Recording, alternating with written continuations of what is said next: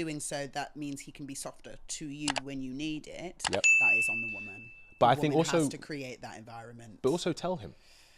Like, I literally Yes. say, look, babe, when I'm like this is what's going to help me. Because the thing is, as guys, we're Are very women logical. not doing that? I might sound really silly because that, to me, that sounds silly that you said that women should do that, because in my head I'm like, so what is the alternative? So what are women doing then? They're just expecting the man to know. And the man's like, I don't understand why. Okay, so then this is where we're going to have some moments during this conversation like that. Yeah. Where I don't know what you're talking about. Okay. Yeah, because that's cool. I have been in several relationships, and to be honest, I'm a truth teller. And I try and package it in the nicest way, but sometimes the truth is difficult. So I'm used to that. And in my head, I can't imagine how But any you're human... an exception, though. Oh, okay. Well, but then my friends are also like that. And Birds of a feather flock together. Damn you. I get it. Because I'm in my head, I'm trying to, you know, the gif of the old woman and there's algebra here. And when you just said that, I said, but how is he to know if you don't say it? 100%. So then is it just a case of, to be fair, I do recall some friends where they'll just be in a hump for a while. And yeah. Like, he needs to figure this out. Yeah. Like, let me give the example, but also as well, you might push back on this. Also as well, Yes. some women don't actually know what they want. That's true. Let me give this example. Me included. Guy and a girl, right? Evening, girl says to the guy, hey babe, do you mind just doing the dishes before we come to bed? Who says that? The girl says that to the guy. There's Right. dishes in sink. She's like, do you mind washing the dishes before we go to bed? Yeah, Right. babe, don't worry, I'll do that. She wakes up in the morning, dishes haven't been done. Right? Dishes haven't been done. What? Now, she goes to him like, hey, you know, like, why can't you do the dishes? You said you're going to do them. He's like, okay, yeah, I'll do them. I've done them. But she's still pissed off, right? Right. And he's like, why are you pissed off? I've done the dishes. And she goes, it's not about doing the dishes. I want you to want to do the dishes. I know that dynamic. Right? I know. And he's thinking in his head, like, logically, because men, we think very logically. Yeah. It's like, no one wants to do the dishes. Why would I want to do that? Yes. What she's trying to communicate, it's not that she wants him to do the action, it's what the action means to her and the relationship. Yes. Because by him making an effort to do the dishes shows that he's thinking about her and thinking about the relationship. That is about what it means. I completely agree. A lot of women in that situation don't actually know that's what they're trying to say, but they're expecting him to figure it out. But this is why I tapped out of dating, because I'm not even judging anyone at this point, because until I had therapy, there were certain things that I also didn't understand about how I was engaging with the wider population. Sure. So there were instances where I was being a menace.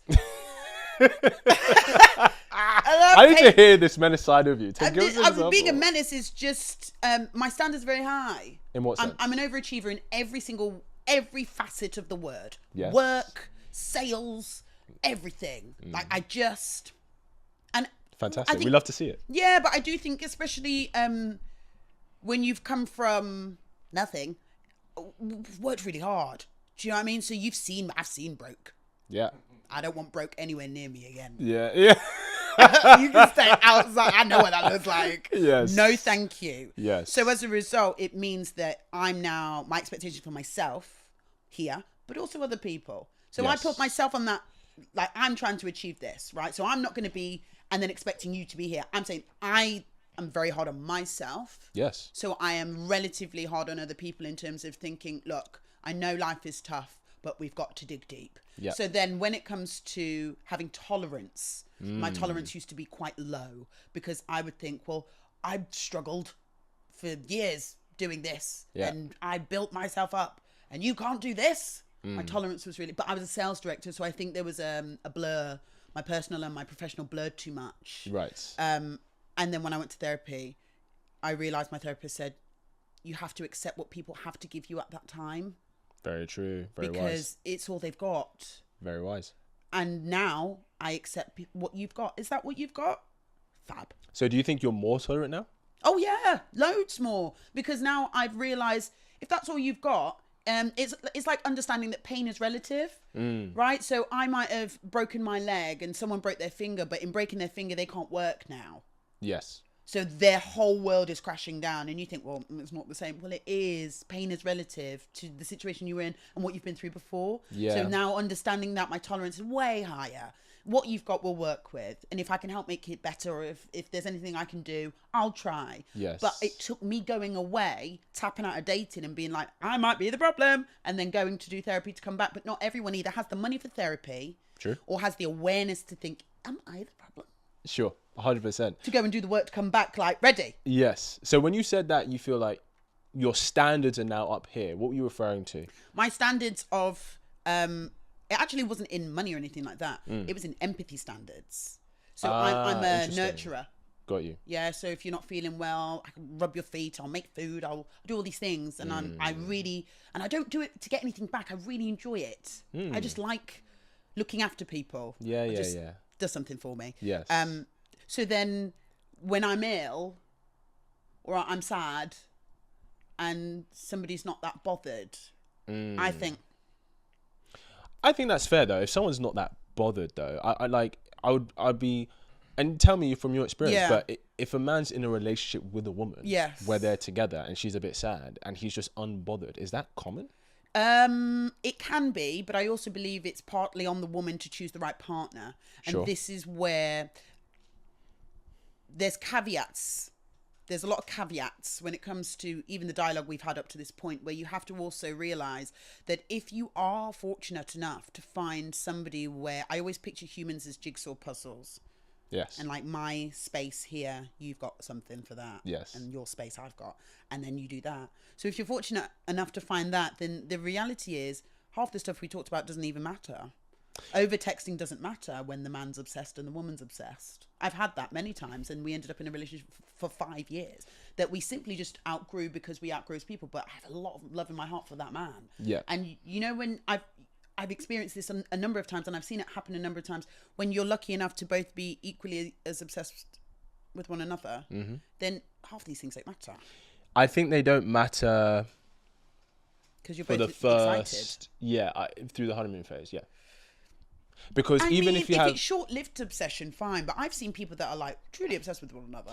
I know, but I think what can happen if it's like long term, they've made a decision to continue to work on the things they need to themselves and within the relationship to make it work because of how they feel with the person. Correct. But when both of them feel that way, is what I'm saying, that this whole, like, you've got to put the work in and you've got to do this and you've got to, when you are both in a mind, and you don't have to be perfect for one another, by the way, like you can make your jigsaw work, but Yeah. I'm saying when you're both in the mindset of like, I really like this human, so okay, I'm going to work on this and I'm going to keep working on it. Yep. I think that's when you see people really go the distance. I completely agree with you. I Yeah. think the decision to make that choice Yes.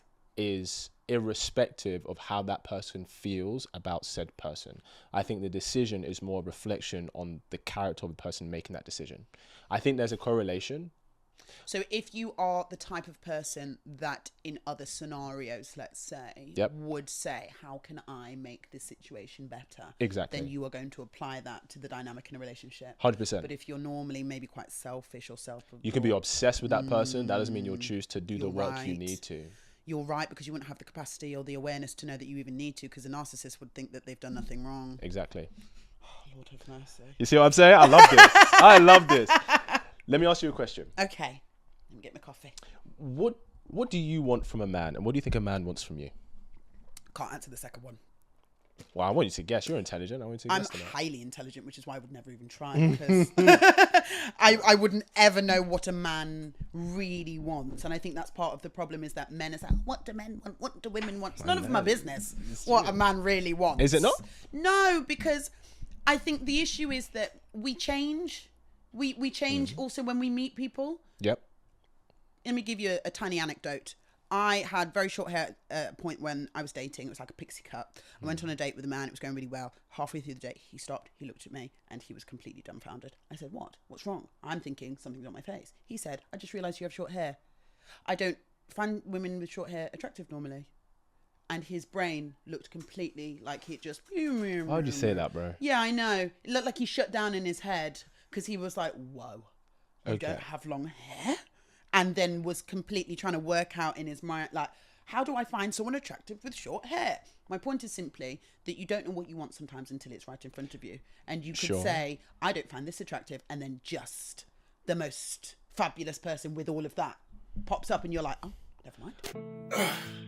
If you're loving this episode and these kinds of conversations, then I want to give you something. We recently launched the Kits Angels community. This is a sisterhood for women who are tired of what the dating scene has given them and are ready to take their love lives to the next level. It's a space for you as a woman to not be alone in your journey to love, where we learn, talk, and share our experiences as part of a strong sisterhood, with some leadership and guidance from yours truly, of course. Not to mention never before seen videos from me on how I've led dozens of women to meeting great men. And so as a thank you for watching this episode, I'm giving you a month's membership completely complimentary on me. Just click the Kits Angels link below, and when you join the group, message me the code phrase Angels Podcast and I will pay for your membership. Now back to the episode. But then from that example, Yeah. he would go, oh, he went from a surface level to something deeper. So, okay, she had short hair. Yeah. But actually, it was this thing about her that I really loved. That's what I want in a woman. But I don't know that because he doesn't know that. So when you're saying, what do I want? Or what was the second question? What do you think men want from you? Right. That's why I can't answer, because a man may not know until he meets me. Do you see? So I'm saying to you, I could say I want him to think I'm intelligent and I want him to this. But in actual fact, when we meet, it might be the fact that he's really empathetic and likes the fact that I'm empathetic, and that's where we connect. But I choose him because I think he's a high value man. He's got a good job. And then when we meet, we're like, oh, we're not the surface, actually. Sure. We're here. Sure. And the connection happens here Yep. with things I didn't even know about you. Yep. You see? I get what you're saying. Though I think there are definitely some things that I think we do need to know what the other partner wants. And the reason I say this is because if we want to attract that kind of person, Right. we have to look at ourselves and be like, have I become the kind of person who attracts that kind of relationship and that kind of individual? And the only way we know that, and this is like for guys especially, because obviously, especially when guys go through, teenagers that start getting interested in women. Yeah. Because traditionally as men, we're the pursuers, right? Women sleep with who they want to, men sleep with who they can get. We have to know what you want. We have to know what you want Yeah. in order to get you. Now, what I would say is that, of course, now women are the gatekeepers for physical intimacy, men are the gatekeepers for commitment. So as a woman, if you want to get commitment from a certain man, naughty. If you want to get commitment from a certain man, Yeah. you do need to know what he wants. I think in an ideal world, right, what I think a man would want if he was approaching me, he'd want a wife. He'd want marriage. I'm not dating to date anymore. And I think the concept of it is actually really odd. I think when you look at how we've progressed as a society from, say, the 40s, the 50s to now, there seems to be this complete opposition to the traditionalism of the 40s, 50s and 60s. And I always say that I wish we had more middle ground where I don't think that having this rigid must marry him, do it now, oh no, thank you. I need a bit more flex. But then I also look at 2025 and I'm like, but we also shouldn't just be dating to date forever. Like there should be intention behind it. Yep. And there doesn't seem to be any middle ground anymore. On that, actually, Yeah. So, do we still need marriage today? It's not a need. You have to also understand I'm a Christian. Right. So when I say I'm a Christian, I tell you this because the value I have is I'm looking for a life partner to share my life with, my faith with, have a unit with, and I do not believe in divorce frivolously.